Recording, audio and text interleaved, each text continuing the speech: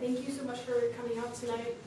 It's really cold outside. But anyways, before I introduce our speakers, I would like to thank our co-sponsor, the Pan-Arab Students Society, for co-sponsoring this, and for the Synergy Committee for funding the event. And say your name. Oh, right. And my name is Vanessa. This is really awkward. And I'm a member of Friends for Palestine, obviously. So to get to our speakers tonight, Maya Wind is an Israeli conscientious objector and feminist activist. She refused to serve in the Israeli army when she was 19 and was sentenced to detention and military prison. After her release, she worked with New Profile, the feminist movement for the demilitarization of Israeli society. And Eran Efrati is a former IDF soldier who served as a commander. In 2009, he was discharged and joined Breaking the Silence, an organization of veteran Israeli soldiers working to raise awareness about the daily reality in the occupied territories. He worked as the chief investigator of the organization, collecting testimonies from IDF soldiers about their activities. Since leading the organization, he has worked as an investigative reporter and published investigations in the New York Times, the Washington Post, and The Guardian. Today, both Maya and Eran are active with the Israeli group Anarchists Against the Wall that supports the popular Palestinian resistance to the Israeli separation wall. So without further ado, let's give a very warm welcome to Maya and Eran.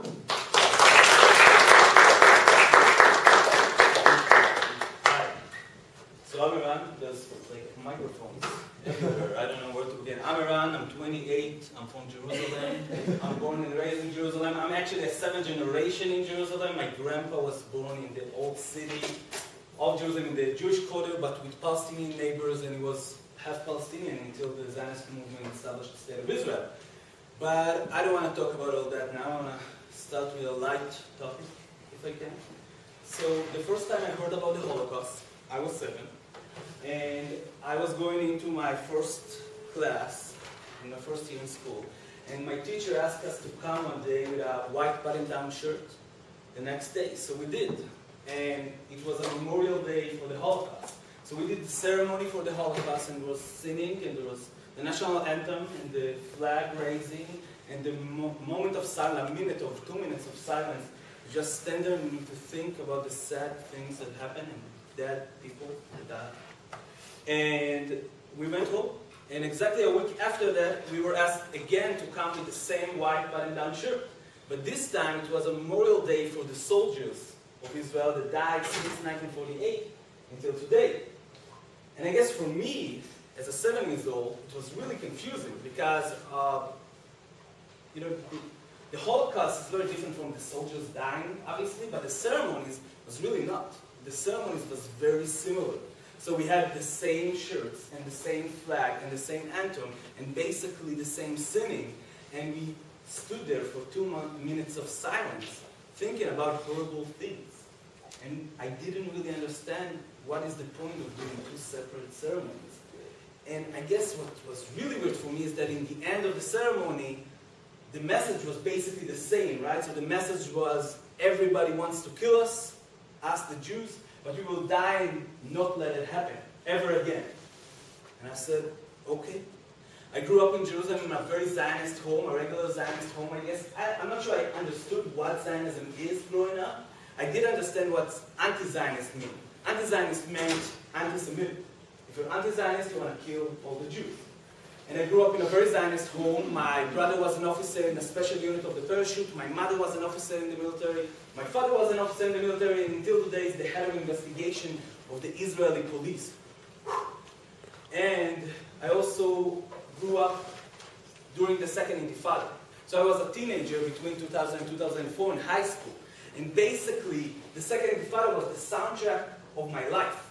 So I would go out on dates, and in the background there would be a blow-up of a coffee place just next to us. And we'll call all of our friends in the middle of the day to see that everybody is alive. Sometimes they're not always. They weren't. And I can know now, I can remember if my dates went well or not, because I can remember if I was still with the same girl when our airplanes came above our head to blow up Gaza or do assassination in the West Bank. I can remember if I enjoyed the date or didn't enjoy the date. thinking about the airplanes. I also grew up with my grandma that was an Auschwitz survivor. So my grandma and my grandpa from my father's side came from a lot of years ago from Iraq and was a lot of generation in Jerusalem, and my grandma and grandpa from my mother's side came from Hungary after the Holocaust. And my grandma was an Holocaust survivor, she was also an Auschwitz survivor, and to be with your grandma as an Auschwitz survivor grandma, it's kind of weird.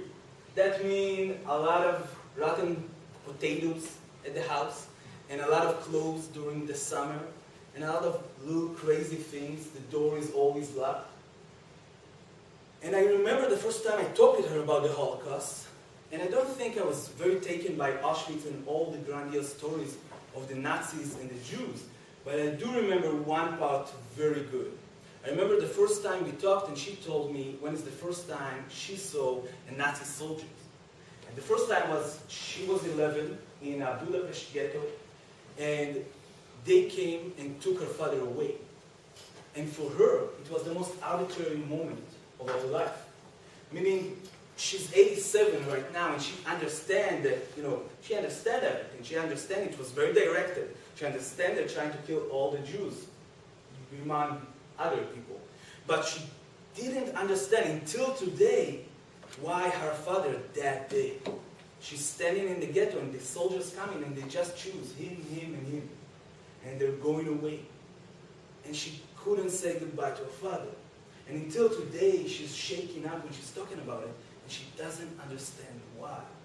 And I guess this arbitrary moment became for me my entire heart and soul. For me, I knew that when I will grow up, I want to be in this junction of humanity, once again, so I can be on the right side of it. Like my grandma will be there as a form of other girls or boys, and I could hug them, and I could love them, and I could protect them. And I knew that this is the man I will be. So I started learning a lot about the Holocaust.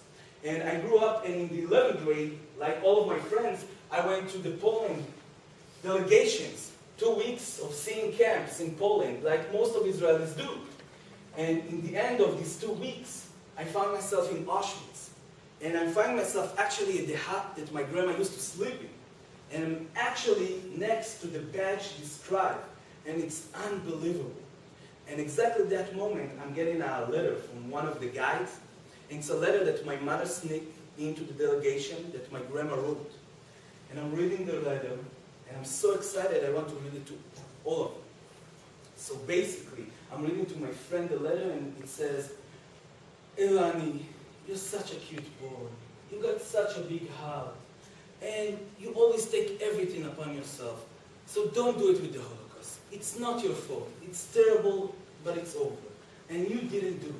So you can relax and stop being so basically obsessed about the Holocaust. And it was actually the most sensitive letter I ever got, because it was right on to my emotions. And I'm finishing the letter, I'm crying a little bit, and then one of my guides come up to me and says, "Hey, Iran, you know what your grandma really wanted to tell you, right?" And I'm saying, "Yeah, sure, that I'm sensitive and cute and, taking everything upon myself." He said, No. What your grandma really wanted to tell you is you have to go back home, finish your school, and join the best unit you can in the military to stop the second Holocaust from coming. For her, for you, for your kids, what she was really trying to tell you is you can never rest, because it will happen again soon. And I said, okay, if this is what my grandma wants, that's what I will do. And I went back home and I finished my school, and I actually took a year gap to work in education before the army, because I really wanted to be there with the kids. So I worked in education for a year, and I went in to be a combat soldier. That's me, a very young, handsome, promising soldier in the IDF. And I guess then I had big expectations of my army service. I'm starting my boot camp there, and basically I'm very confused, because I was sure we were going to get ready for, dealing with Palestinians. But exactly it's not what we do. What we do is basically starting to get ready for a war. And we're getting ready for a war for 7 months. 7 months of getting to a war every day. And I guess that was really confusing for me because actually Israel was not in a war in the last 40 years. Since 1973, Israel was not in a state of war. War like tanks in front of tanks and airplanes and countries. Israel did do operation into Gaza or Lebanon with what we call terror groups like Hezbollah or Hamas, but we were not in a war. And all I was doing was getting ready for a war. So I'm finishing my 7 months of boot camp and I find myself in, well, kind of a war, but a very different one. I find myself in Hebron, in the middle of Hebron. Hebron is a very big city in the middle of Palestine, counting 180,000 Palestinians, and split in the middle, you got a settlement of Jewish settlers that count something like 750, 800 settlers. On them, there's 500 soldiers at all time protecting them, and around us, there's 300 policemen all the time protecting all of us. So why basically do we have military and police at the same place? Because there are two different systems of law, and this is the first time I learned about it. There's two different systems of law. There's the civilian law for the Jewish settlers in the middle of Palestine, and they got the police taking care of them. And then they got the military law for Palestinians. This is our job. In a few weeks into Hebron, I'm noticing something that I guess was the hardest for me inside of this chaos. I figured out that the kids that see me in my post running away all the time. Kids see me and just run away to the other side. And I love children and I can't get it. I'm this cute, handsome soldier.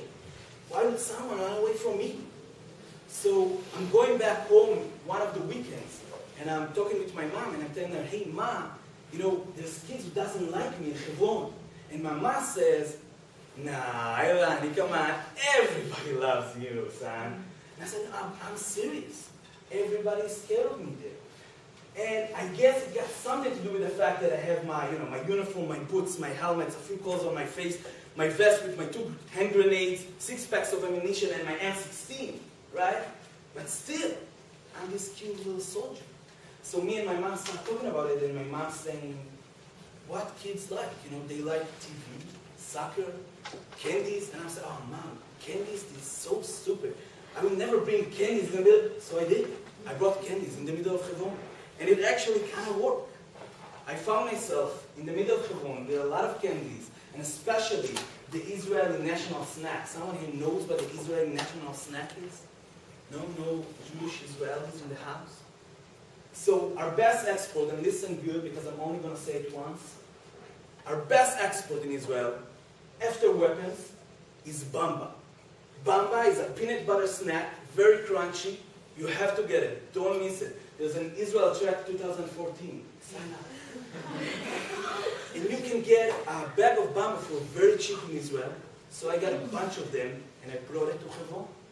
And between my ammunition and my hand grenades, I just put bags of bamba. And I would walk out to the post, outside of school, in the middle of Hebron, standing there for 8 hours, and waiting for the kids to come out. And they did. And I would take the bamba out and offer it to them. And they will run like crazy to the other side of the room, the street. And after a few days, the first guy was brave enough to come over, take a bag and just went away as fast as he can. And the second guy and the third guy, and after a few days, it happened. I was standing outside of a school in the middle of my shift, and a little chubby, 8 years old kind of dude comes out of school, and he approaches me, and he calls me candy soldier, and I'm taking my bamba out of my vest, and I offer him the bamba. But instead of taking it and start running to the other side of the street, he just stand there and opened the bag and offered it back to me.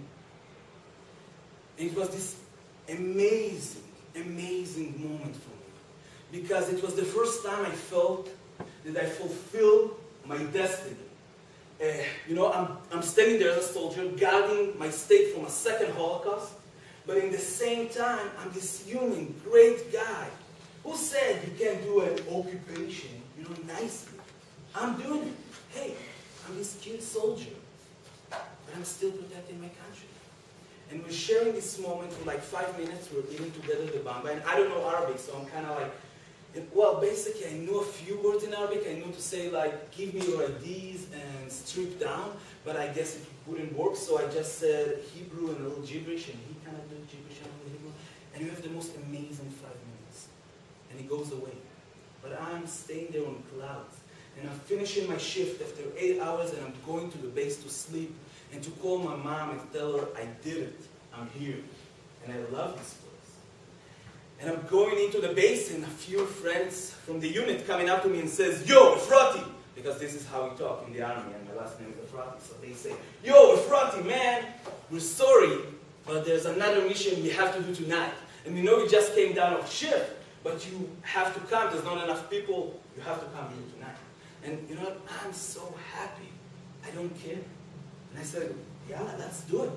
I'm there. What's the mission?" "Oh, it's mapping." Mapping. So mapping basically means you go in the middle of the night into houses all over Hebron. It happens every night in every big city and village.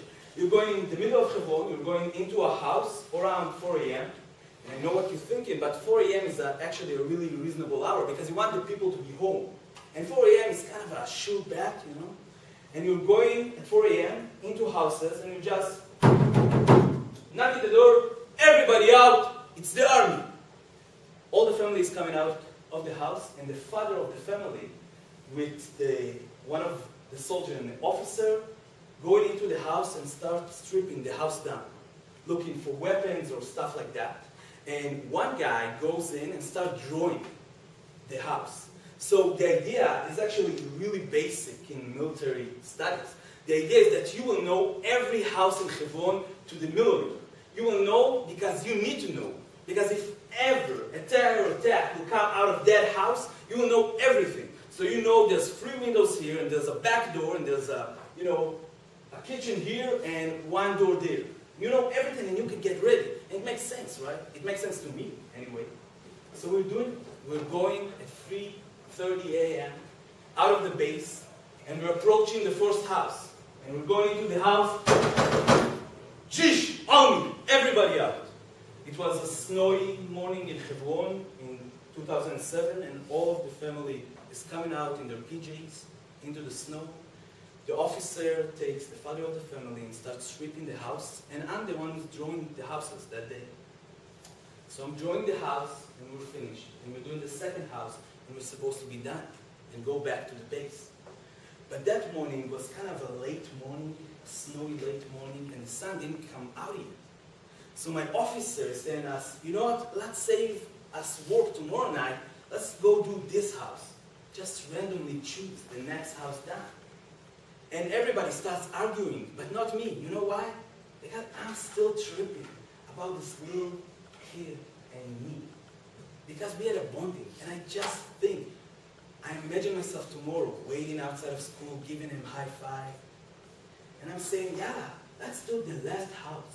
And we're going to our last house. We're approaching the door, and you know what's happening, right? Jish, army, everybody out, the family is out. The father of the family is going, we're stripping down the house, and I'm drawing. And I'm drawing the kitchen, and I'm drawing the living room. And then in the corner of my eye, I see a puppet of Winnie the Pooh. You know Winnie the Pooh? So I love Winnie the Pooh. And I guess it's a children's room, so I'm going into the children's room. But I'm starting painting Winnie the Pooh instead of the room. And I'm going in the room. And there I see him.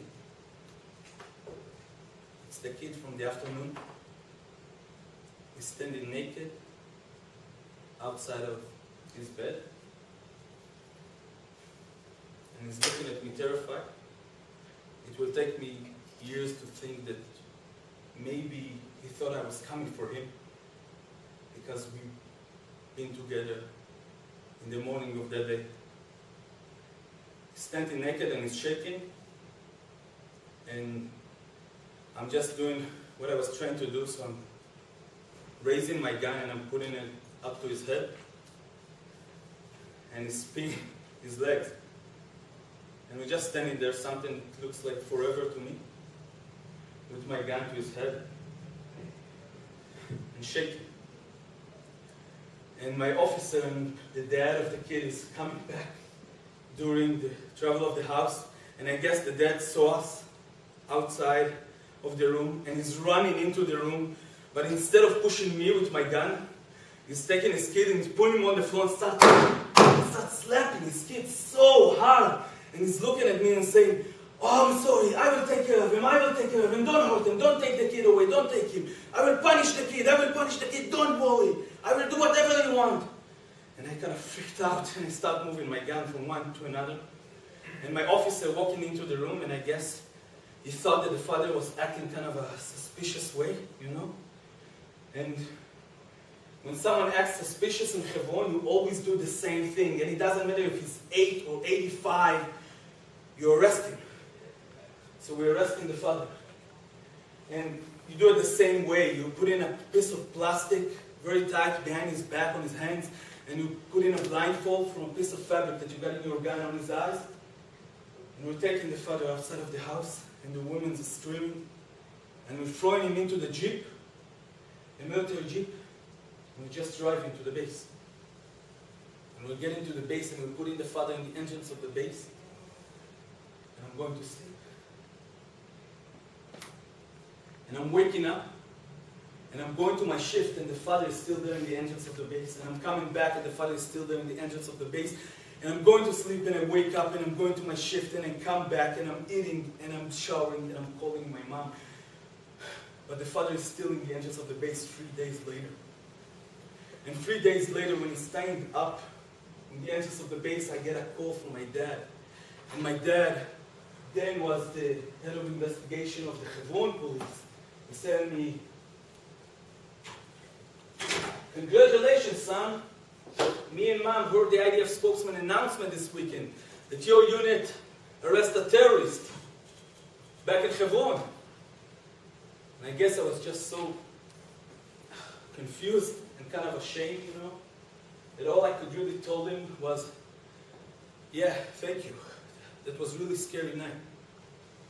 And I'm closing my phone, but then I'm going into my officer and I'm telling him, "Man, what are we going to do with the dad in the entrance of the base?" And he's telling me, "Which dad?" And I'm telling him, "What do you mean, which dad?" "The dad, the guy that we arrested in the entrance of the base." He said, "Oh, the guy we arrested, yeah, right.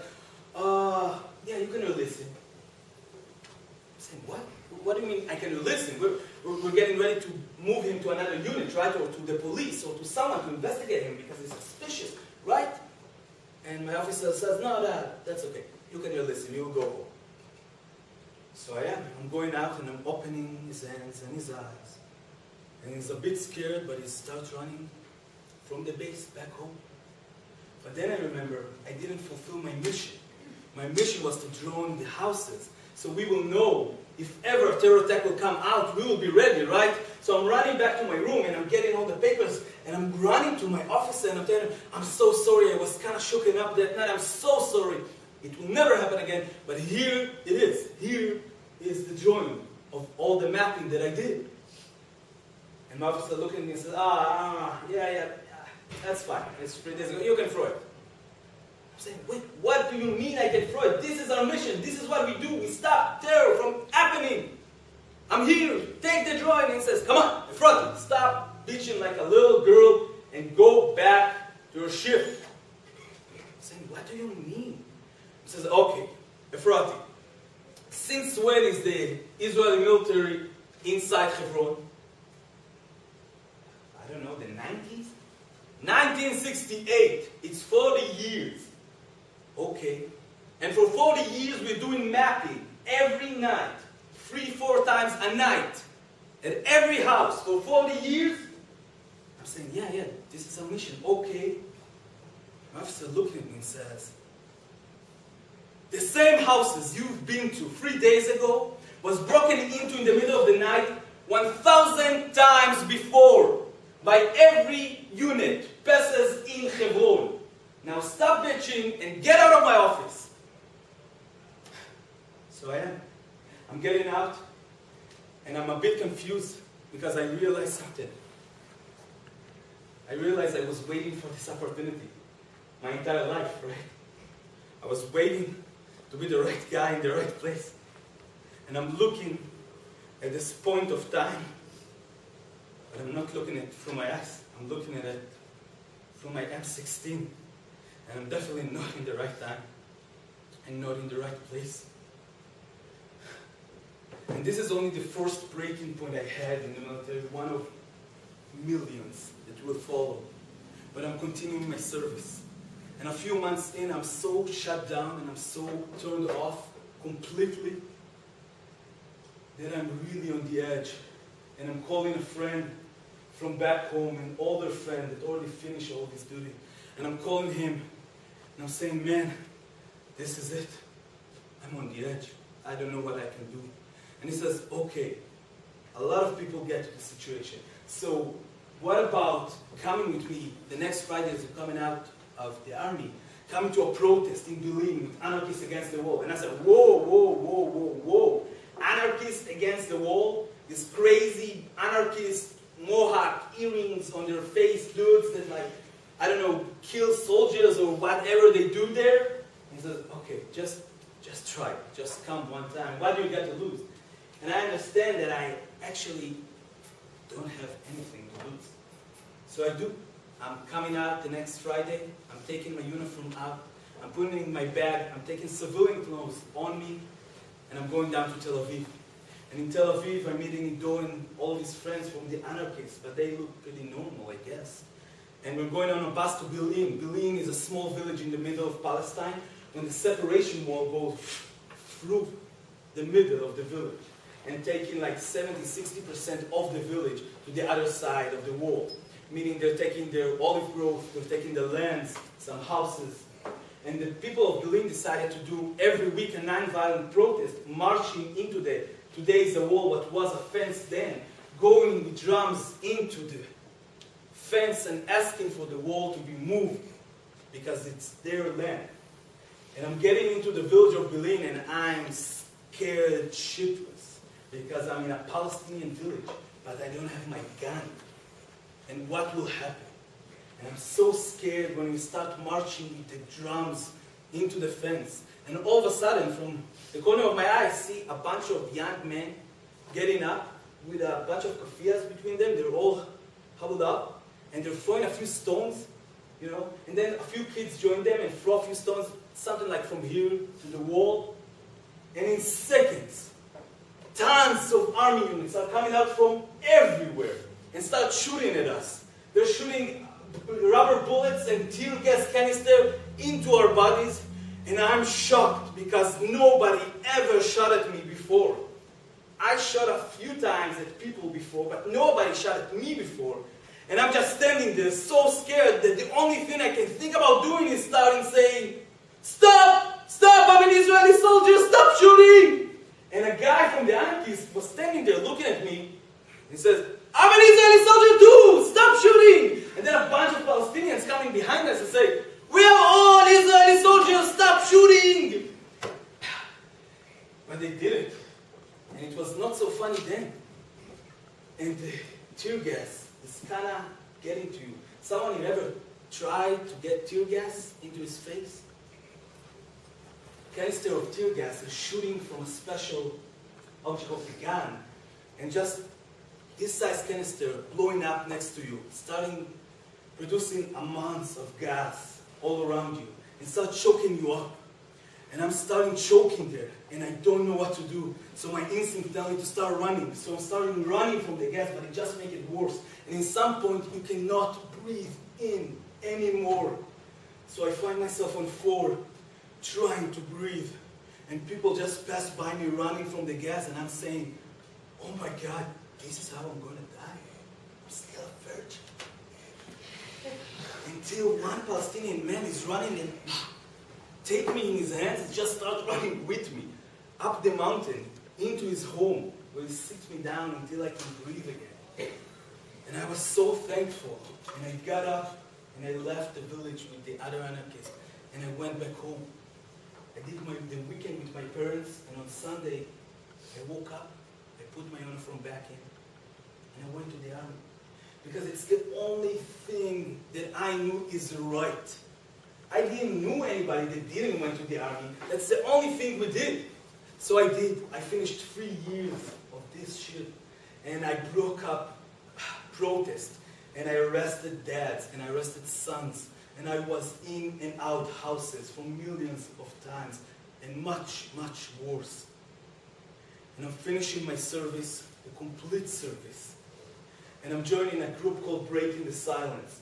Immediately when I released, and Breaking the Silence is a group that collects testimonies from other soldiers in the occupied territories and publish these stories to the people of Israel because they have to know what's really going on in the occupation, right? And I knew that if they will hear my story, the occupation have to stop. So I do. I'm telling my story. I'm doing lectures. I'm going into classroom. I'm doing tours in Hebron as a tour guide. And I'm collecting a lot of stories, but nothing seems to be changing. At the same time, I'm continuing going to protest every week.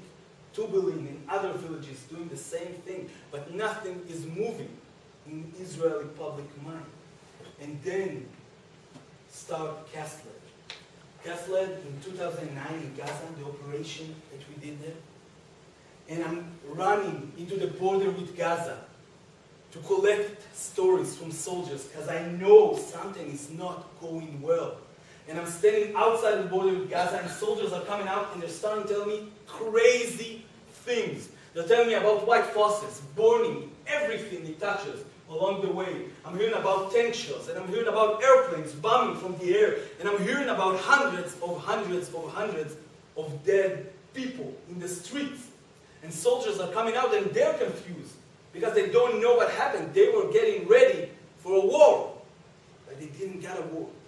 They get a lot of civilians standing on their way. And I'm collecting these testimonies and I know this time, when the stories come out to the Israeli public, the occupation have to stop. It's crazy.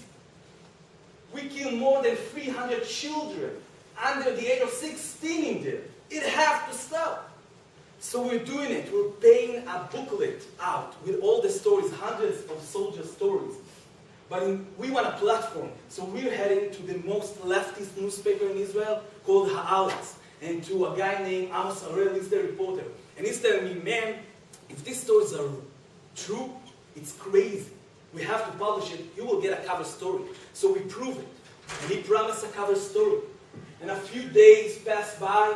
And we're supposed to do the cover story, and we're going out to the store, all of us, in Breaking the Silence, and we're collecting the booklets, and we're collecting, the newspaper, but there isn't a cover story.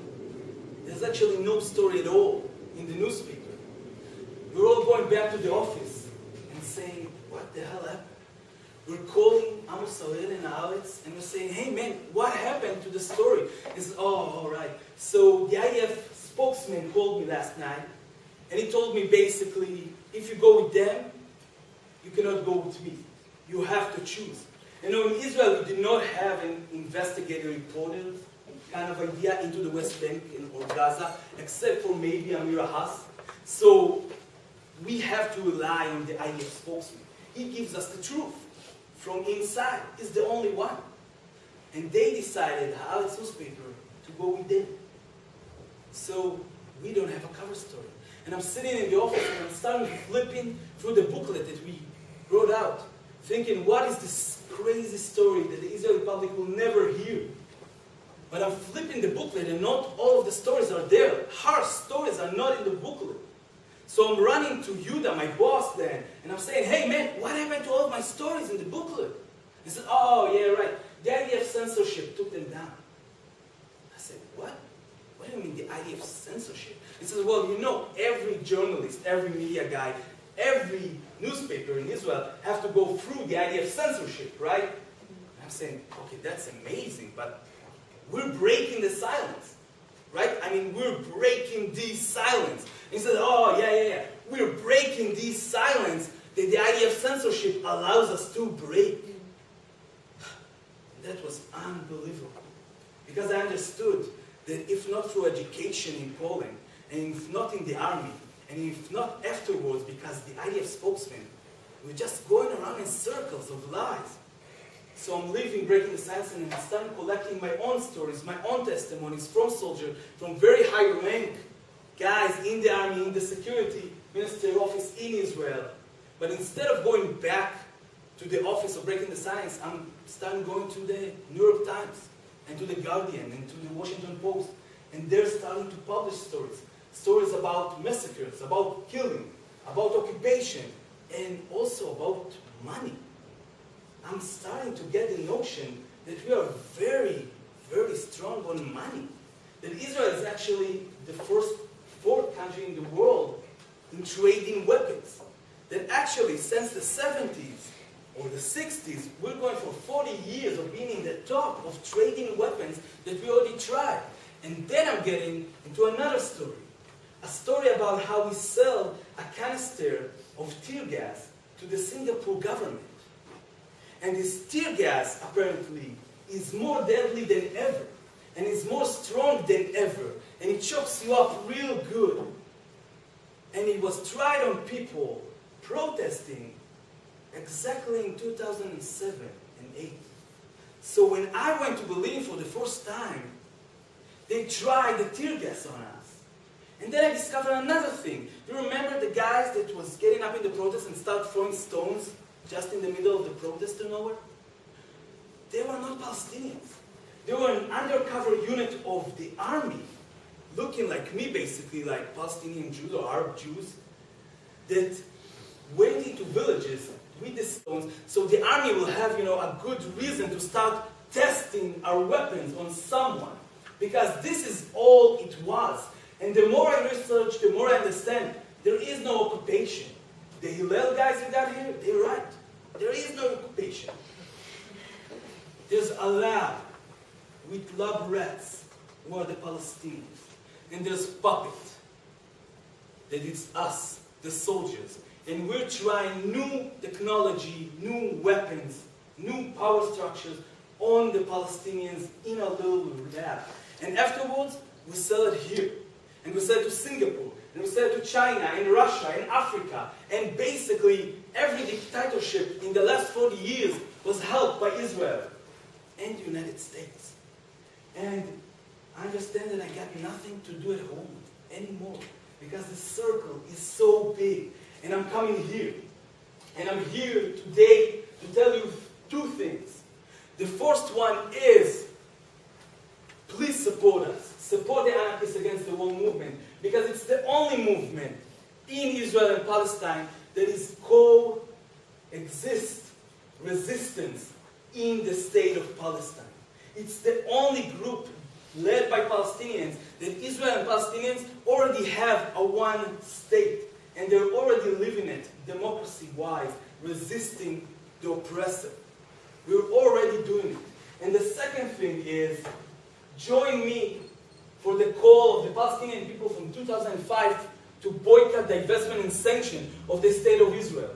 Because you have to understand that if you don't care about us or about Palestinians, you better care about yourself, because you're next in line.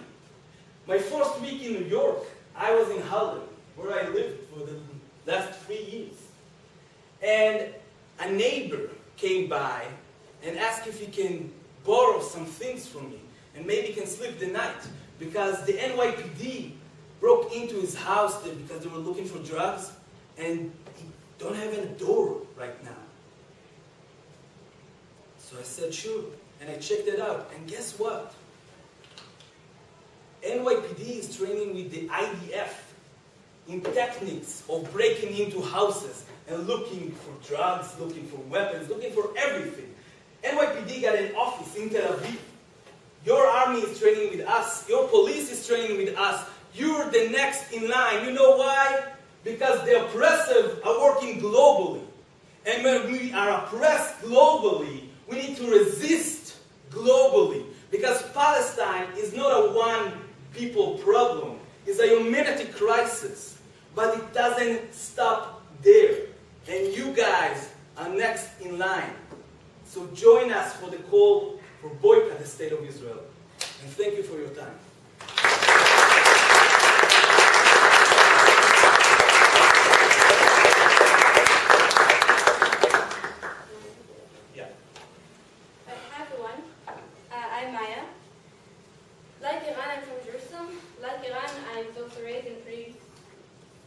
stereotypical Zionist home.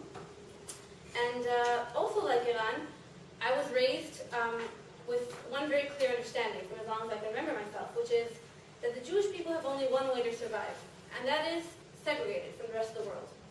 In a sort of self-imposed ghetto, if you will, that we close ourselves in and protect ourselves from the rest of the world. I remember very distinctly one of the first moments where this perception of reality started to crack, which was when I was in my 12th grade of high school, my senior year, and I went to protest with Anarchists Against the Wall. It was kind of a coincidence. I found myself in the village of Nianin, very close to the village of Benin that I was talking about before. Also, Nianin faces a similar situation, where the separation barrier annexes almost half of the village's land into Israel. And also they have weekly demonstrations. So there I was, my first time there, and the tear gas, the rubber bullets, and everything that Anna was describing earlier. And looking around me, and amidst all the chaos, suddenly it dawns on me. I'm not the one in the ghetto. It's the Palestinians in the ghetto. I'm not the one being closed in by walls to protect myself. My state is closing in the Palestinians in walls. So this was a really sort of confusing moment to me. And this and many other moments I would have in East Jerusalem, in the West Bank, that I actually went in and saw with my own eyes what was going on, something that unfortunately most Israelis seldom do. I felt like my entire reality was collapsing around me, my reality as I knew it, and I had to sort of build it up from scratch again to figure out what was going on, because clearly what I was brought up with, that wasn't the case. So, through direct actions and protests and other things that I would take part in the West Bank and East Jerusalem, I came to understand that the IDF is actually an occupying and not defensive force, and that we were controlling the Palestinian people.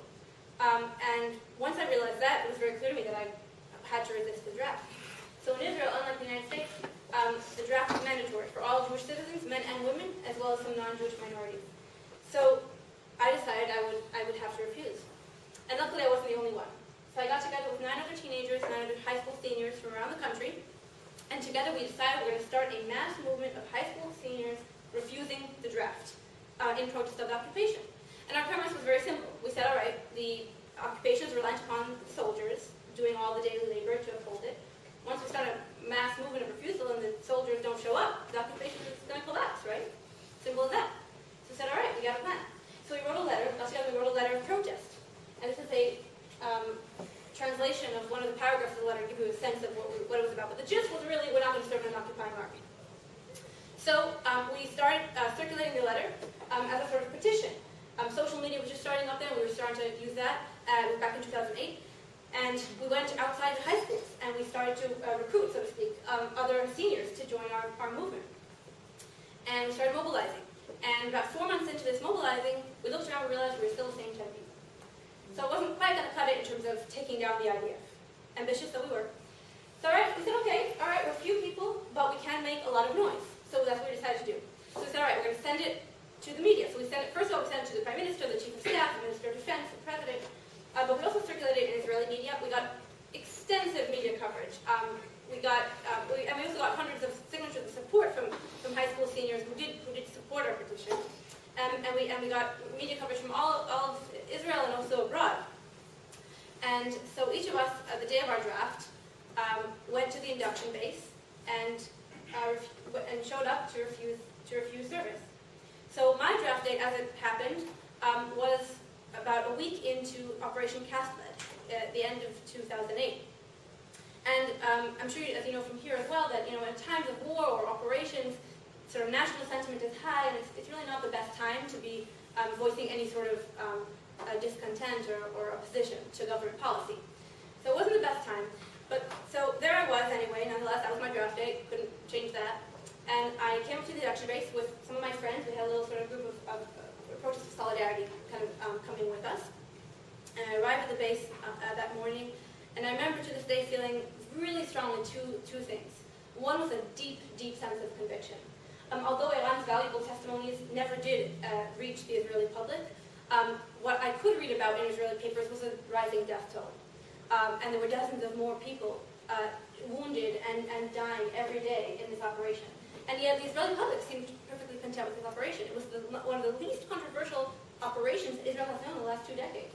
It had over 90% approval ratings. The Israeli public seemed like to think this operation was going pretty well, and that infuriated me. I felt like I had to stand up and shout out to my fellow Israelis and say, what are we doing? You have to wake up. Now is the time. So I felt very, very strong conviction. At the same time, I felt like a total traitor. I felt like I was turning my back on everything that I was raised to do. From as long as I can remember myself, it was clear to me that I would go to the army. Everyone made that expectation clear, socially, beyond the legal obligation. And I felt like I was just betraying everything that my family, my grandparents who had came to this country and founded it for my well-being. And it also didn't help that all of the other parents and teenagers who were coming to the induction base that day to be recruited were yelling and spitting and cursing at us and calling me traitors. That only exacerbated that feeling. Nonetheless, I knew that I had to go through with this, and I went into the induction base and I went up and refused my service, refused to be recruited. Already that afternoon, I had my first of 5 sentences in the Israeli military court system, and already that evening I wound up in women's military prison 400. And this is the women's military prison 400. So I had several months in prison, and so I had a lot of time to sort of get to know my cellmates, and things got very intimate, as they do, because we were about 12 women locked up for the better part of the day in the cells, so we had a lot of time to talk. And prison was a very interesting time, and I learned a lot of things. And one of the first things I learned in prison, which was very interesting to me, about a week or so in, I looked around me and I realized I was the only Ashkenazi Jew in prison. So for those of you not familiar with the internal composition of the sort of racial and ethnic composition of Israel, of the Israeli Jewish society, that is, it's a common misconception that most Israelis are white. That's actually not the case. So I am Ashkenazi, meaning my grandparents are actually from Europe. On the one side, they're from Switzerland, and the other side is from Eastern Europe. But actually, Ashkenazi Jews, Jews from European descent, are actually 40% only of the Jewish Israeli population. So who are the other Jews? Where are they from? We have a large Ethiopian community that's in the last 2 decades. Since the end of the Cold War, sort of fall of the Soviet Union, we have a massive immigration from Russia and the ex-Soviet Union. That's starting in the 90s. And the rest, the vast majority of them, are actually Arab Jews, or Mizrahi Jews as they're called sometimes, which are Jews from Northern Africa and the Middle East, like Iran's family. So there I was in the entire military prison. I was the only Ashkenazi Jew. So for those of you from here, I'm sure this doesn't surprise you, because you know very well who does not get incarcerated in this country. But for me at the time, I wasn't as well educated, and I was really struck by this fact that I was really the only middle class high school graduate and most important Ashkenazi Jew in prison. And then I got to talking with my fellow cellmates, and common conversation starter in prison is, what you in for. If you're in prison, you'll find out that's guaranteed conversation starter, what you in for. And so I got to find out, what are all these other women, except for me, doing there? Why are they there? And the vast majority of women were there because they had abandoned their posts. They had started their service, their military service, and just at some point ran away or just didn't show up, and were later captured and jailed as a result. And I asked them, well, why did you abandon your posts? They abandoned their posts because they could not afford to serve in the military. So the draft is often talked about. Well, what's less talked about is what kind of compensation you get for serving in the Israeli military. So the vast majority of soldiers who are not serving in combat and more prestigious units, and certainly women across the board, because women are usually relegated to sort of doing clerical office jobs that is very undervalued, you get, as a soldier for 2 or 3 years of your life, you get 1/10 of the Israeli minimum wage. That amounts to about $60 a month. And all of the women with me were working class backgrounds. They were relied upon as earners for their family to support their siblings and their parents, and $60 a month just wasn't going to cut it. So they had to abandon their posts in order to help their families survive, and were later jailed and as a result. So then another thing dawned on me. I had another moment of clarity, which was my entire life I had been raised with a very strong understanding that Zionism and the idea of a Jewish state meant that Jews, no matter where they're from in the world, have a safe haven in Israel, right? They can come to Israel and be safe and be secure. But then, looking around me in prison, all the other women, I realized that wasn't all the case. Zionism and the state of Israel only guaranteed that kind of security for Jews who looked like me, for Jews who were from European backgrounds.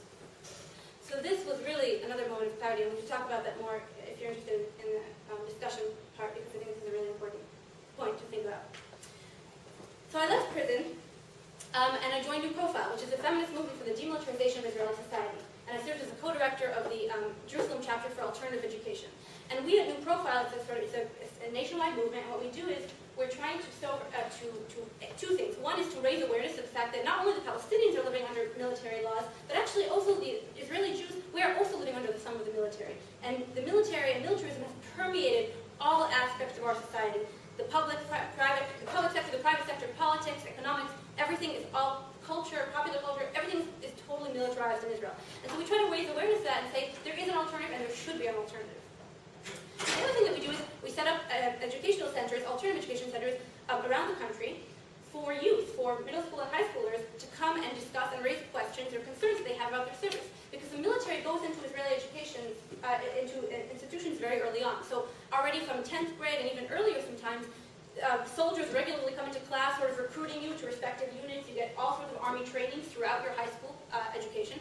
And so we want to provide an alternative place for youth to actually raise critical questions or concerns about this issue. So I'm going to show you one slide now, I think really captures very well why it is that we at New Profile feel there's such a dire need for this alternative education. This is a picture taken from a kindergarten high school in Israel about 3-4 years ago. And I translated the Hebrew, but I'll walk you through it anyway. So it starts with the question, who wants to kill us? And then right to left, you have a list of people who fit that description. Starting with Pharaoh, going back to the Old Testament. Greeks, Haman, another biblical figure from the book of Esther. Nazis, pretty self-explanatory. And last, Arabs. You know Arabs, those millions of people from all over the world that can just kind of put together in one simple word, Arabs. No generalizations or anything like that. And then you have arrows pointing down to the next question, which is, what do we need? What are we going to do about the situation? We need a state. When I look back at my 12 years of education in Israeli institutions, and if I can speak, a lot of people speak on Iran's behalf as well, I think we agree, this is pretty much summing up our message, the message that we received growing up in Israel. And so we're trying to create an alternative to that, a non-state-based, non-state-funded alternative to this kind of education, and raise critical questions and debate some alternatives to this kind of narrative.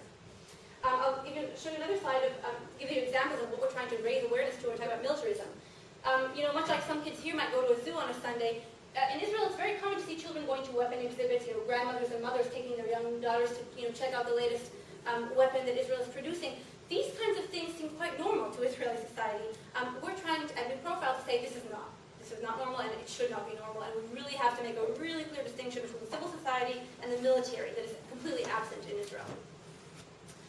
So, through my work at New Profile, looking into the kind of effects of the military on the Israeli economy and looking at the fellow inmates that I had while I was in prison, I realized something else.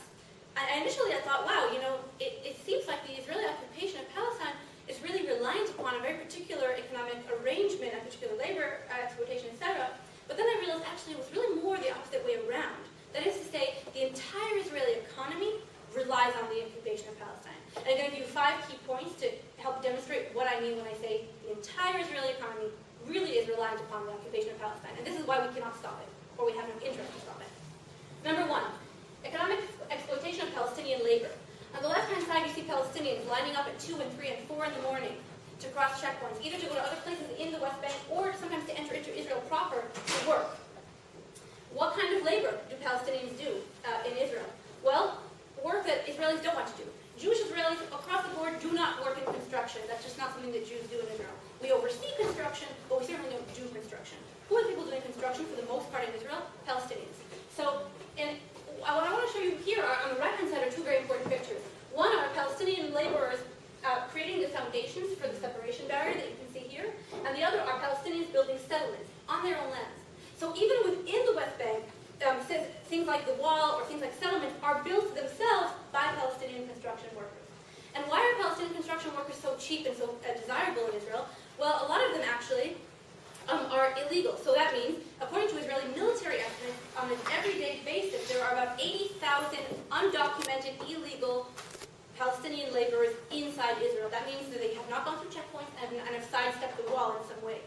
And so, because they have no legal status, they also have no legal claim to any sort of minimum wage or workers' rights. So, we have an entire sort of slave economy of Palestinians who do these kinds of things like cleaning, cooking, in a lot of restaurants, construction. These are all kinds of things, and they really have no, very little standing, many of them, to demand any sort of fair wage, and so they're very easily exploitable. Number 2, natural resources. There are several natural resources that Israel regularly extracts from the West Bank, but I want to focus on one that I think is most important, which is water. On the left-hand side, you see Ma'ale 50,000 people. It's a sort of small city. And it has 5 swimming pools, lush gardens, as you can see from the pictures. And this is the water situation in Susia, Palestinian village in the South Mount Hebron Hills. Now, the dry season in Israel-Palestine sadly lasts for about 5 months of the year. Most of the Palestinians living in the West Bank, in these areas, in South Mount Hebron Hills and Susia, rely on agriculture as their source of livelihood and don't have enough water for the better part of the dry season.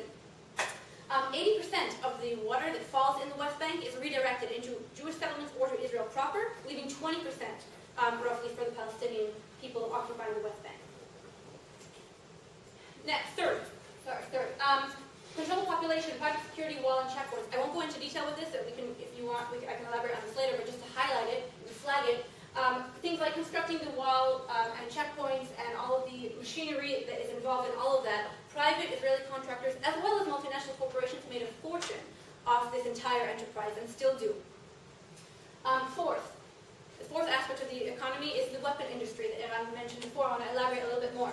So the Israeli weapon industry is the 4th largest in the world, which is quite striking given our size and how recently we've been established as a state. It generates over $7 billion annually in exports. So not weapons that we produce for ourselves, but only weapons that we're exporting. This is $7 billion. And it provides employment for the country's military elite. So the military career in Israel ends around the age of 55. So it's a very good time to start another second career. If you wish. And so many of the Israeli military elites, generals, choose to do this in the very profitable weapon and security industry.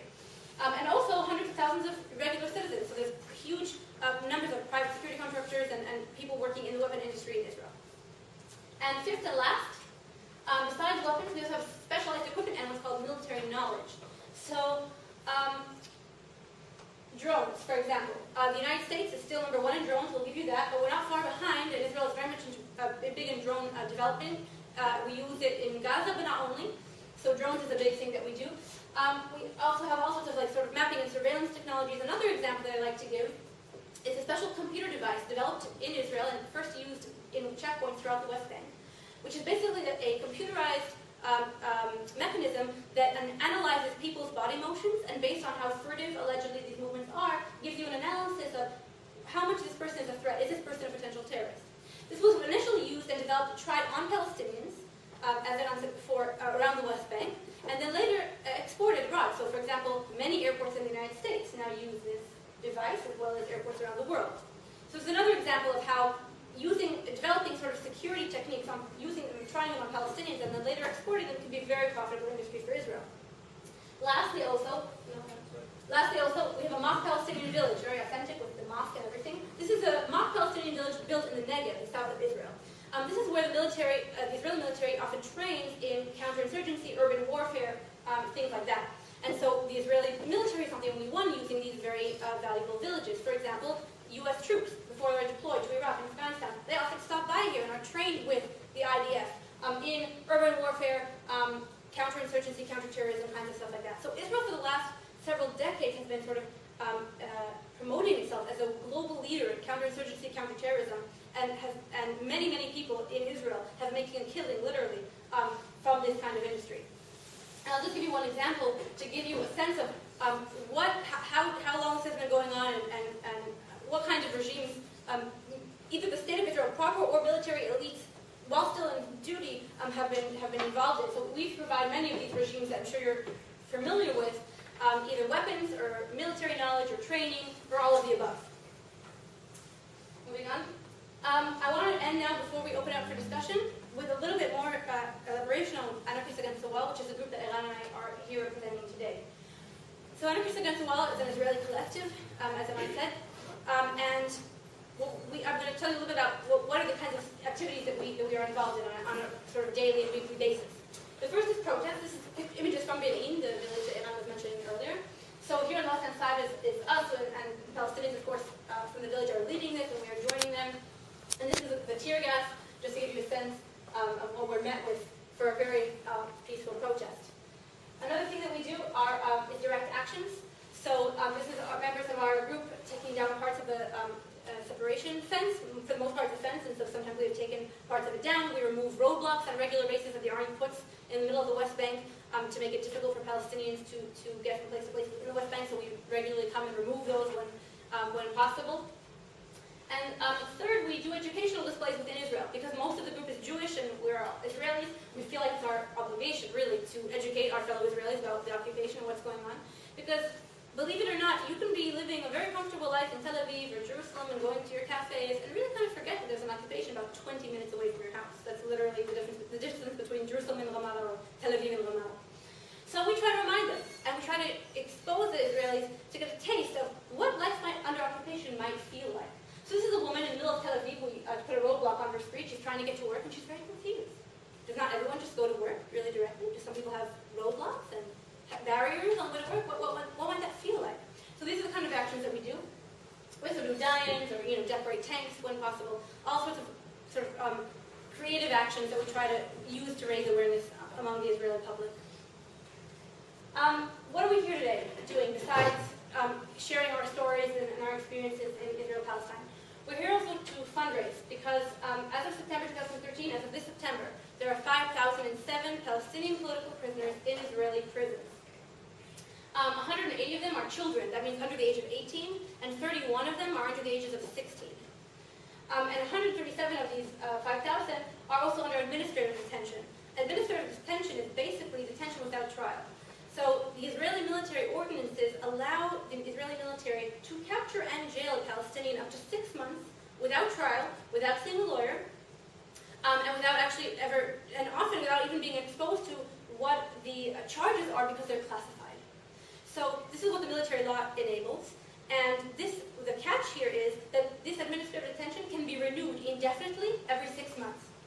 So we have comrades of ours, Palestinians, who are in prison for years and have not yet seen a judge. So we are selling t-shirts and bracelets and other things like that today. All of the proceeds go directly to a legal fund that is co-run by the Anarchists Against the Wall and by Palestinian popular committees in the respective villages in the West Bank that we work with. And we co-manage this fund. And basically this fund gives money to lawyers, a lawyer team, both Israeli and Palestinian, who are working day in and day out to get legal aid to Palestinians, sometimes to Israeli arrestees, and sometimes to internationals. So if any of you are planning to come to Palestine, might find yourself in a protest, might find yourself arrested, whatever money you invest here will come back to you tenfold guaranteed, because it's our team of lawyers who are going to be getting you out. So just for your consideration before you decide whether or not you want to buy a t-shirt. The other thing that we're doing is we're helping to support another legal fund that is for Susia, the same village I mentioned before with the water problems. They have another more sort of acute problem right now, which is that there's a settlement that wants to expand onto their lands. They've already been moved several times, this community in the South Mount Hebron Hills, and now a settlement wants to kick them out basically and build a settlement on their lands. So they decided that they're taking their case to the Supreme Court. And we don't know how successful that endeavor will be, but that's what they decided to do. And so they're fundraising right now to get all the expenses. It's an expensive ordeal to get to the Supreme Court. And so this is how they live, by the way. And this is a store, a collective of women in Susia decide to get together and they make their own stuff. So we're selling some bracelets of theirs that they've asked us to sell. And all the proceeds from the bracelets are going to their legal fund and to help support their cause as well. Lastly, if you're interested in further reading, I can recommend two main things just at the start. And if you're interested in more, you can come see me at the end. One is the Palestinian call for BDS. So go into the website and read what the actual Palestinian civil society has come up with. What is the call for BDS? What are its objectives? What are its tactics? It's a wonderful movement. It's strategic. It's nonviolent, of course. And it builds on a very long history of global success in economic activism, from the civil rights movement here to South African apartheid and other examples. And so you can read about it, and they also give you a lot of links to read more about the occupation and what this movement is all about, and see how you can join. And if you want to be more concrete and read more about what's going on in this country and how you can be involved, besides joining your fabulous local chapter of SJP, and you can see the members at the end, you can look at the U.S. Campaign to End the Israeli Occupation, which is a coalition of several hundred organizations from around the country who are doing work all over in these kinds of campaigns, so you can kind of read up and see what it's all about and see how, as Americans, are particularly complicit in the Israeli occupation. So I think I'll end there, and I really thank you for your time, and maybe open up for discussion? Yeah? Okay.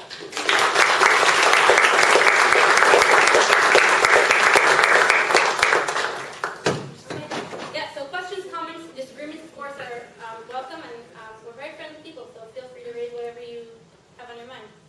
All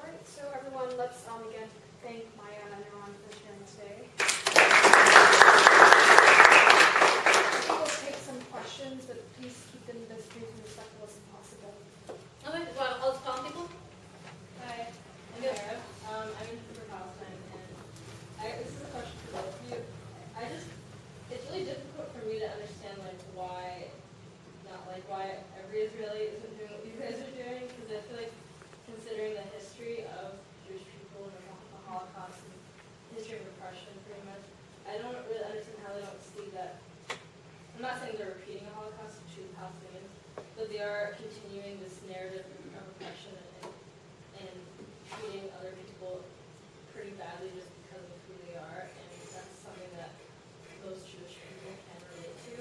So I just want to understand, I guess I want to know like what you guys think of like why is it that so many people in Israel are not really protesting, or why they don't feel that this is wrong. And I guess it sounds like the IDF has a lot to do with it because you said that there's a filter that all the media goes through, so there's like a sense of control of thought by the IDF. So I don't know, whatever you guys think, but I just want to really understand that. No, it's a great question. I want to start though by I think contextualizing and to say that I think Israel is often exceptionalized in either one of two ways. Either to say, oh, the Jewish people are the only ones who have ever suffered, such a serious genocide or persecution, and that's why everything must be forgiven. But the other side of that is also to say, oh, these Israelis, and the state of Israel is perpetuating all the evils of humanity. And I think neither of those is true. So Israel is no better, but not much worse than most other countries, I think the United States included. And I think if you look at a global scale, so in this country, I don't think that most Americans are actively involved in stopping racism, classism, or all sorts of other wrongs that are happening in this country. So I think, just to give a context, I think the Israeli public is pretty much like most publics. But particularly, I think, in terms of why many Israelis don't seem to even understand a lot about the occupation, I think besides, like you said, the media and the kind of very filtered and selective information that we get across the board from what's considered leftist newspapers to more right newspapers, I think Israelis, and I can speak from my personal experience, from how I felt growing up until I had this sort of political awakening, I think Israelis are deeply trapped in fear. The Holocaust and the idea that we are always persecuted no matter what is very strong, and our identities are very much tied into this. And so you can see that it's a very, and you can see from the slides that we showed and our stories that there's a very sort of clear narrative that's drawn that seems to make a lot of sense, which is Jews were always persecuted, that's why we had Zionism, then the Holocaust happened, we realized even more why we needed Zionism, and now we're in the middle of the Middle East, and people still hate us and are trying to kill us because we're Jewish, and here's the story of our lives, basically. So this is a narrative that you can see why it appeals to a lot of people, and it seems to make sense. And I remember, as a teenager, before I actually went into the West Bank, I was sure that I was the ultimate victim. Like the Palestinians were these terrorists coming to kill me, and I was just trying to live my little life, and I don't know why they kept on attacking me. Like, it didn't make sense to me. And it was clear that everyone, the Palestinians just wanted us dead because we were Jews, and no other reason whatsoever. We didn't come and displace them. We didn't come colonize their lands. We're not, ruling over them with a military occupation. I didn't know anything like that. And I think most Israelis, in their minds, like that's not the case. And I really, that was my perception of reality, and that was very strong. And I think to break that also and to step out of that is really tough, because you're really alienated socially. That's a very unpopular view to have in Israel, especially today. Israel is in a very, even particularly right-wing atmosphere these days in recent years. But also, it's just difficult because you feel like it's confusing, And I grew up with my grandmother's stories, from the Holocaust, and she was a survivor and hearing about how she was a victim. And it was very confusing to me later on to discover that when she came to the northern parts of Israel and established a kibbutz, which is a sort of socialist commune, that the kibbutz that my grandparents founded, that my father grew up on, was built on the ruins of 3 different Palestinian villages that were displaced in Nakba in the 1948 war. So it's hard, it's hard to negotiate, and Israelis are still very much in the victim mentality, and it's very hard for us to see ourselves in any other way. I think that's my partial answer. Can I answer to 2 short stories? You got power for 2 short stories? Are you in? So 2 very short stories. The first one is, I'm a soldier, it's like 80 years back, something like that, and there's a free newspaper starting to come out in Israel. It's the only free newspaper in Israel until today. It's a newspaper called Israel Today, and it's handed out free everywhere, in trains, in buses, at schools, at work. My dad as a policeman had a copy on his table. I as a student, or as a copy, and as a soldier later on, have a copy of it. And it's starting to get out, and it just started, and everybody said, it's nothing, it's free paper, so probably not so good, but you read it. And the time goes by, and that became their only news source that we as soldiers got. Meaning, we're soldiers and we're cheap, so we're going out of the base. Underpaid. And we are, thank you. And every time soldiers go out of the base, we ask them to bring a lot of copies of today's newspaper from wherever he is, because we want to learn about what's going on. Because soldiers are actually the one that know least, right? So they have a very narrow-minded view on what are they doing in the occupied territories, and we want to know what we're doing there. And we're learning about it from Israel Today, from this newspaper. I will just speed forward. A few years gone by, I'm out of the army, and then I realized, and I'm always telling that my dad was right. Here, I'm saying it to the recording here. My dad was right. There's nothing free in life. The guy who holds Israel Today is Sheldon Adelson. Your Sheldon Adelson, the Republican Party Sheldon Adelson, the one that tried to push us to a war with Iran, Sheldon Adelson, you know him? He's the one that defined what we know about Palestinians, about our reality as Israelis, and also about you, about the fact that Obama is a communist, and about all the things we need to know. And this is how wide is our knowledge, right, from Israel Today and Sheldon Adelson and your Republican Party. The second thing, and maybe most important for me, was the story of my family. So again, I'm not going to go into all of the story, but it's a very interesting one, and it's worth mentioning. My family from my father's side came a lot of generations ago from Iraq. The mother of my grandpa was actually died in birth, and my grandpa was breastfed by a Palestinian neighbor. And that was kind of crazy. And he lived in the old city with Palestinians and Jewish people, and they both resist together the British mandate in Israel. A few years went by, and the British mandate decided to collapse. All the colonialism break up around Europe and the Middle East, and the British mandate gave the keys to the State of Israel to the Zionist movement. It was always in contact with the British mandate. And my grandpa grew up, and then he was, he needed to be in a point of decision. He needed to decide if he is Jewish or if he's Arab. So he came from an Arab state. My grandma is a Swiss Jewish, but my grandma cannot be a Jewish Arab. So we need to decide if it's Jewish or if it's Arab. So the State of Israel is beginning, the Nakba is happening, our independence is happening, but we don't have enough people in the state to hold the state up. Why is that? Because the Holocaust is ending in Europe, in Germany and Poland and Hungary, and there's only, according to William Pape, the historian, something like 150,000 Jews coming from Europe. That's it. Where's all the rest? 3 million goes from Europe into the United States and Canada. 2 million decide to stay in Europe even after the Holocaust. And we have a very small number in Israel doing what they do. And 2 years goes by, 49 and 50. And in 1950, the Israel government, the Zionist movement government, decide to bring more Jews from wherever they are. And they are in Arab countries, in Morocco, in Iraq, in Egypt. My family was part of a parliament in Iraq, and they called them to come home to Israel, the state of the Jews. But guess what? Most of them don't want to. They have already some kind of a comfortable life as a minority, and they have their rights respectful, and they want to stay there. So the Zionist movements, and we know it today from our archive, from the Zionist archives, decided to send delegation of Zionists in disguise, burning synagogues, blasting places of Jewish, and trying to tell them that they cannot continue living in these states because they're in constant fear of their life, and the only place they will be safe is in Israel. And starting to bring delegations of Jewish people from there, and the moment they're heading into enemy states, Egypt, Lebanon, everybody is enemy states. Germany was never an enemy state for Israel since its beginning, but Egypt and Iraq was. And since then, we got a lot of people in Israel, the majority, the part of Israel Jews, trying to fight of their rights to being Jewish. Because most of us are not respectful like Maya's family or Ashkenazi white European family. There was never, ever, a prime minister in more than 60 years, Mizrahi, Arab Jew. There was never someone influential, Mizrahi or Arab Jew. the racism is still there. And all the time you need to remember, and that's what my grandpa used to say, when I became an Israeli with a blue passport, I tried to convince them that I'm not Arab.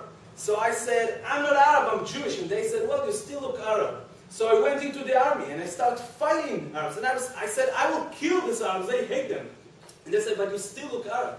So I killed all of them and I said, I want this land and it's not them. And I'm completely Jewish and nothing else matters. And they still doesn't look at me like I'm one of them. And now we got a state with Ethiopian, with Mizrahi Jews, with Russian Jews, with all over the world that we're bringing, but we don't really want to share everything with them. And all they can know is it can always be worse. So let's not talk about the occupation, let's not talk about the Palestinians, because they're the only minority who is under us, basically. And this is why I think we're so faithful to the state of the Jews. And so this is an image of the Maborot, which was where the Arab Jews were put, Arab and North African Jews were put when they first came. They were sprayed with DDT, some of them underwent medical experiments. And the Jews of Morocco, no, we should say it's a good sentence to say. In one sentence, a lot of the Jews of Morocco that came into Israel are now or dead or with cancer or with a lot of tumors on their body. Because in 1950, the United States forbidden to continue doing X-ray testing on human beings, and the United States was looking for someone to do it for money. And the Zionist movement, the white Zionist movement in Israel, Chaim Weizmann, said, hey, we got people just coming from Morocco and we can try this on them. So they took a bunch of people and kids for 2 years, put them in France before in Germany and France, and put them before they brought them to Israel and test them with X-ray and all other shit that you guys did with our consent. We got money for that, for the Zionist movement, and the Moroccan Jews are now half dead, half with tumors. We got friends that got tumors all over their body.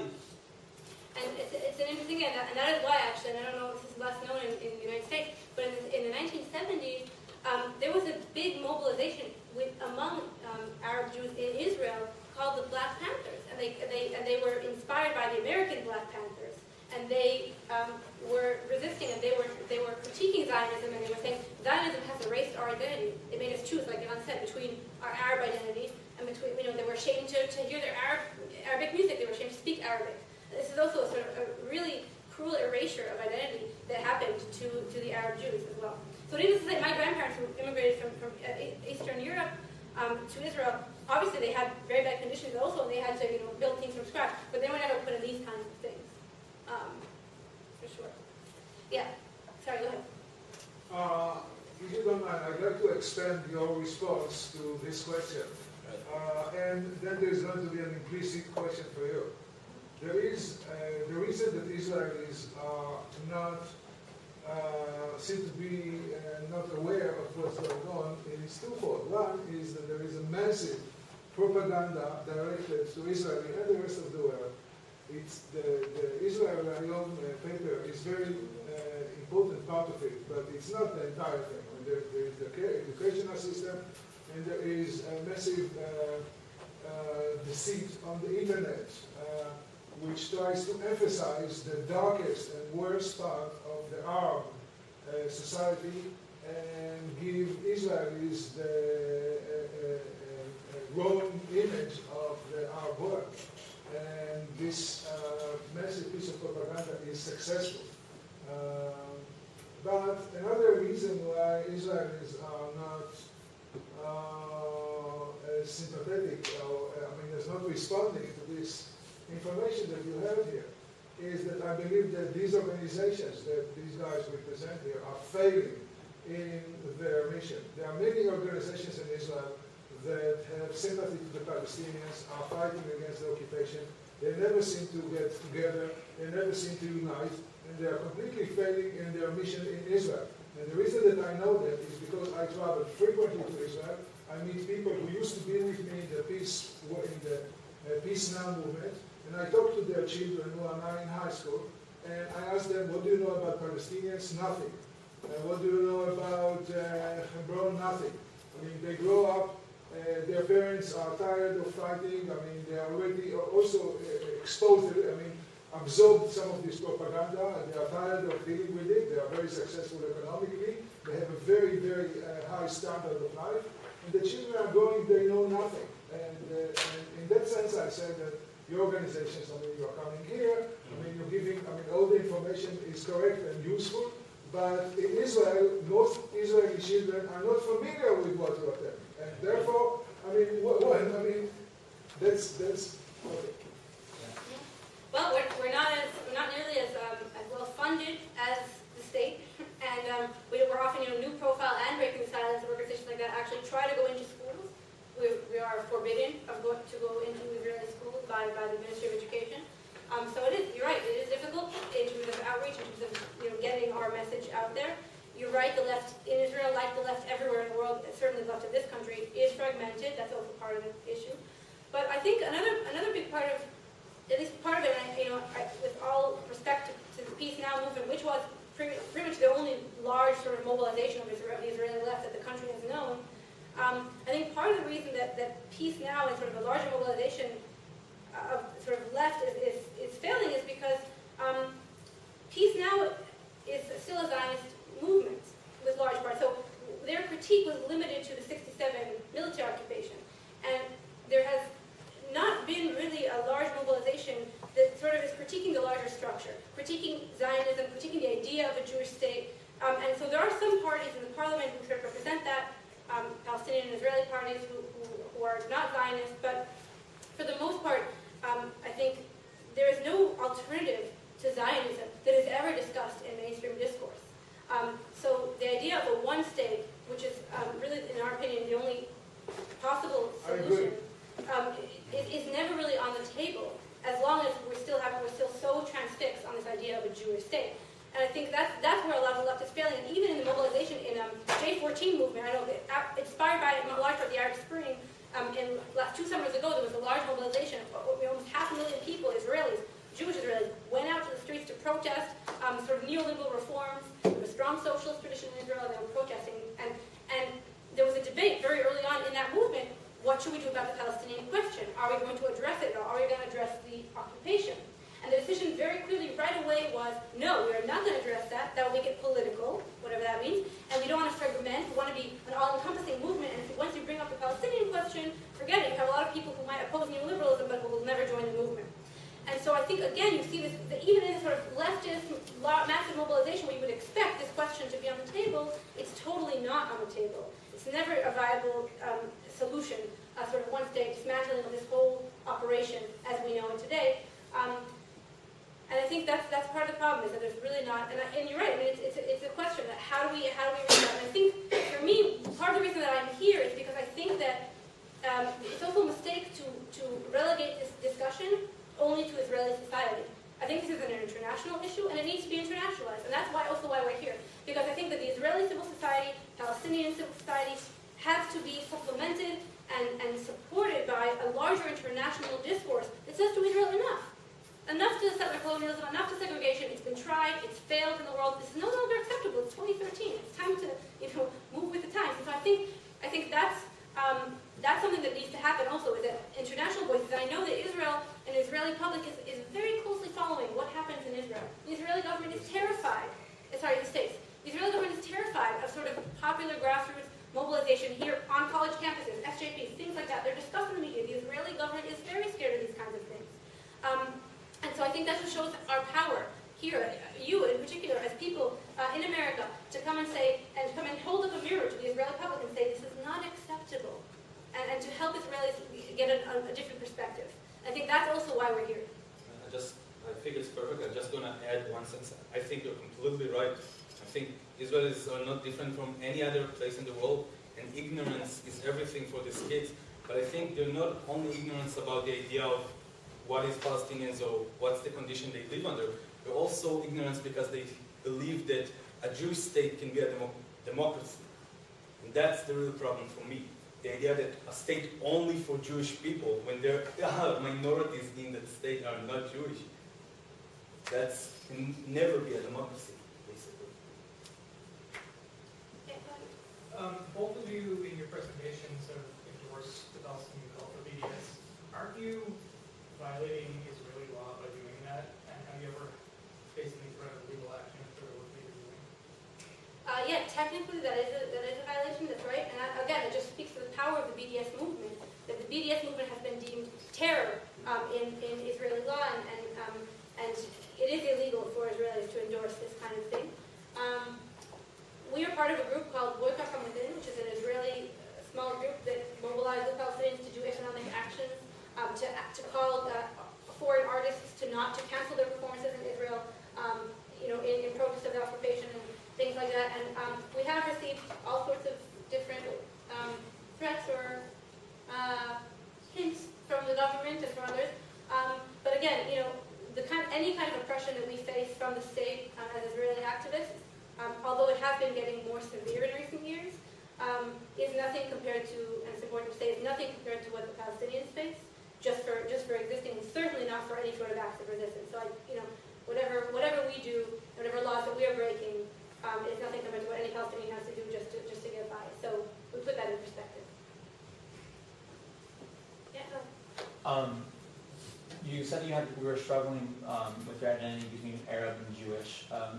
I had a question: what instances of racism do you face, or still today, particularly in the army? I'm curious, and how you come to, I guess, reconcile that. Do you still speak Arabic? Do you still identify with Iraqi culture, or how you've kind of managed that? Right. So just to make it clear, because I don't want someone to think I'm lying, there is no Arab culture today for Israeli Jews. That's completely erased. My dad already stopped that. My dad already didn't suck it in. So my grandpa is still alive, and I can go to his house and I can hear Arabic music, and he speaks fluent Arabic, more good than I speak Hebrew basically. But it didn't pass on. It's completely done. There's a lot of shame in Israel. There's a lot of racism in Israel. The question of the army is actually pretty easy, because there are Mizrahi or Arab Jews in better units. Some of them, there are pilots, there are Mizrahi, but they are a very small minority. Most of the Arab Jews, most of the Russian Jews, most of the Ethiopian Jews, all the new income, are going into the worst units in the army. And when I say worst, I mean the most violent, the ones who are there, standing in checkpoints daily, meeting the Palestinians daily, making sure to give your lowest class in Israel to deal with them. Our good children are not dirtying their hands with that. They're on the air with their airplane or something like that. And we got a group called Magav, basically. Border police, yeah. It's the most violent group. You will not find an Ashkenazi Jew in it. You find a lot of Arab Jews, you find a lot of Ethiopians and Russian. And that's basically, when we want to laugh at someone back at home, we say, you're a Magav. You're this stupid guy just go beating up people and beating up protests. So the racism is there all the time, and obviously in the army for sure. And also, much like here, if I can add, much like in this country, Arab Jews are regularly stopped on the street, questioned by the police, often because they're mistaken for Palestinians, which is a sort of somewhat comical, tragic scenario, and sometimes just because they're associated with lower class, with crime, drugs, etc. So they're also subject to harassment. They're not only the Palestinians that are subject to police harassment in Israel. Any other questions, comments? Yeah, go ahead. If you had to offer one constructive critique to people working on Palestine activism in this country, what would that be? Well, I think for me, that's a good question. I think for me, there will be interconnectedness. So rather than a sort of very shallow analysis of solidarity, saying, people of color or minorities here should be in solidarity with, or working class or whatever, should be in solidarity with Palestinians because we're all, they're all in together kind of thing. Not to go that level of identity politics and that kind of thing, but to really understand and to build strategic campaigns that are around this issue of the global police military state that is sort of, I think, encroaching on all of our civil liberties. So I think that's one thing I would do, and there are already some really good examples of that here in this country. I know that in Atlanta, Georgia, there's a really fabulous campaign that they did about, they found out also that their police forces locally were training